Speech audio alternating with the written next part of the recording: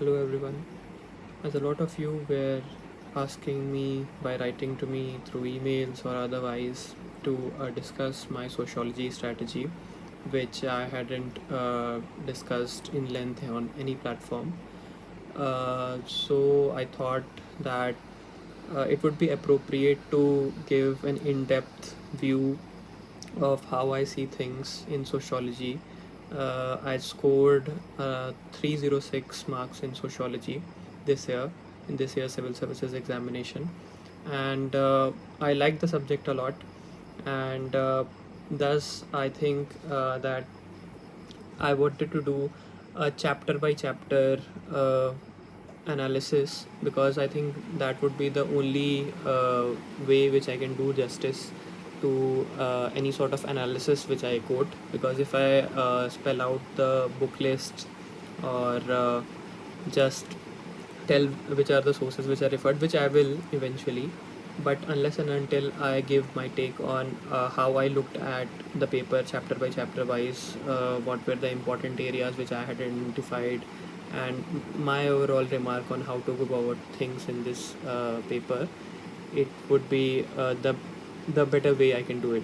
So I would be starting this series in which I'll first start with paper 2, in which I got 160 marks, and I'll go chapter wise. The first chapter is, and if you have a look at the syllabus of paper 2, so it is divided into three sections: section A, section B, and section C. So when you look at section A, there are two chapters within that. And in the first chapter, today I thought to make this video. So in the first chapter, there are essentially three thinkers which are mentioned, and a lot of people struggle in paper 2 sociology because they are not able to grasp the thinkers of this paper specifically. A lot of people can do the thinkers of paper 1 because it is emphasized a lot or taught a lot, but like Karl Marx, Durkheim, Weber, all these thinkers, people are generally aware and they can write good answers. But what I see from what the answers which I read from, which I receive on emails or otherwise, that there is a lack of conceptual understanding uh, when it comes to thinkers in paper 2. So first of all, I would like to say that it is important to shed away this misconception that paper 2 is generic and you can write GS based content and gain good marks. It won't happen. You have to understand that it is a proper research oriented paper. A lot of research has been done, a lot of books have been written, there are academic circles, professors in this. So you can't get away by writing general studies or commonsensical answers. You have to put in the hours, put in the effort. So this was my disclaimer, and as this very chapter, it becomes it starts with three thinkers which it quotes as, first is Ghurye, second is Srinivas, and third is AR Desai. And so it becomes very important to dig down into what each of them have said, what their works are, etc., and etc. So first I'll mention what are the sources I read for this chapter. So I read the notes of Praveen Pandey sir, who was my teacher at Drishti IS. I had taken foundation coaching there in sociology. I had read his notes. I also read Mohapatra sir's notes on this topic because I found like it had certain value additions also. Apart from it, I had read for this particular chapter Nitin Sangwan. It is recent for this chapter, and I supplemented it with a test series, the two test series which I had took at Vision IS and Shiv Rajavel sir. Uh, and I also read Shunya IS model answers here and there. So these are the sources, but at the outset it might appear that it is too much. But to have in-depth and holistic understanding, especially when it comes to optional, it is I at least I feel so that if you do the effort, if you read it from two or three sources, it will give you marks. uh, and as a result of which I'd like to bring about what were the things which I found in this particular chapter, which are again and again asked or which are emphasized. So when it comes to G.S. Ghurye, so he is often referred to as father of Indian sociology. And so you have to know some basic things about him, his work. Like he has given and like he has expressed his views on caste. He has given 6 features of caste. It is known as the attributional approach. And apart from it, there is his work on tribes. He has G.S. Ghurye has mentioned tribes as backward Hindus, and thus he has given a full assimilation theory around it.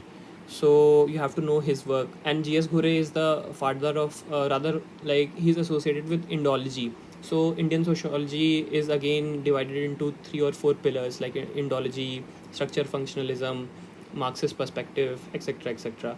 So G.S. Ghurye is associated with Indology. So a lot of questions are also asked on what is Indology, what are the limitations of Indology.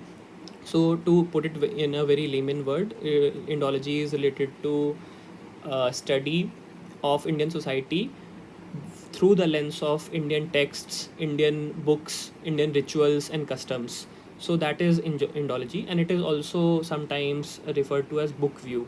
So these questions often get repeated, that what is Indology, what was G.S. Ghurye's approach, what are the limitations of Indology, and like what is the criticism of G.S. Ghurye, etc., etc. So you have to know what G.S. Ghurye had said on caste, what were his views on tribes, what were and the important books he had written. Like you have, whenever you are writing an answer, you quote that G.S. Ghurye in his work Indian Sadhus has said this and this. G.S. Ghurye in his work Caste and Race has said so and so. So this becomes important when it comes to G.S. Ghurye. Second, related to M.N. Srinivas. So, as a contrast to G.S. Ghurye, which he was referred, he was related to book view, and that was also one of the criticism, that it was an armchair approach. So, Srinivas, Professor M.N. Srinivas, he's associated with field view. So, this question also comes in exam, that what is the comparison, what is book view and field view, how it has evolved from book view to field view, what is more important, such kind of things are coming. So basically M.N. Srinivas is related to structure functionalism, and related to field view, that and again you have to know the important works, that his work was Religion and Society in Coorg. Then M.N. Srinivas also becomes importance in the chapter of caste, because he has given a lot of concepts related to caste, like dominant caste. He has given the concept of westernization, Sanskritization, all these things. So comparison between westernization and Sanskritization, this comes. Then criticism to Sanskritization, like there is a concept of desanskritization which has been described by other scholars, so that is described. So, and M.N. Srinivas is somewhere, if you draw analogy for from paper one, it is like he's close to R.K. Merton, because he is also giving this middle range concept, that very, like, not a very grand theory, and not a very commonsensical generalization also. So he comes in the range of like middle range theories, short theories, like that of dominant caste, like that of Sanskritization, etc., etc. So and he's a structural functionalist, so you have to know again, but you have to know the criticism of M.N. Srinivas also. So for every thinker you have to prepare in this format, that what are their works, what they have said about it, what are the major criticism, what tribes or what caste they studied, in which village they studied. uh, this becomes important. Then third thinker which is mentioned in this chapter is A.R. Desai. So his book is actually mentioned in also in the paper too, which is Social Background of Indian Nationalism. So he gave the Marxist concept of he studied Indian society from a Marxist lens. So again, there are other Marxists in Indian sociology, like Dange and Kosambi. But what was specifically A.R. Desai's contribution? So he has basically studied British rule in India from the lens of forest, land policy and agricultural policy, then trade policy here. So he has described it from an economic lens. So actually Marx has also given this concept of Asiatic mode of production. Marx has also made his commentary, but his commentary was based on what were the writings of Indian scholars. So Desai, being a Marxist, he has criticized Karl Marx Asiatic mode of production, and he has studied Indian society from the lens of forest, especially in colonial times, pre-independence, for what was the forest policy, how was the exploitation happening then, what was the trade policy, how was the exploitation happening then. So purely from economic standpoint. And after independence, what was the 3 decades he has described: decade of hope, decade of despair, decade of discontent. So whenever the question of AR Desai, like I think if I remember correctly, last year also a question of AR Desai had come. So you have to write on this format. Then again, criticism of AR Desai, that how much is it true in a society like India? How is it right to apply the Marxist approach or not?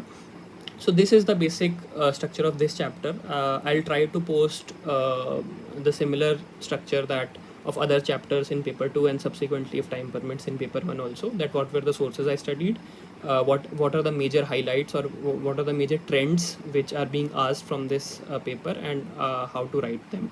So thank you for watching.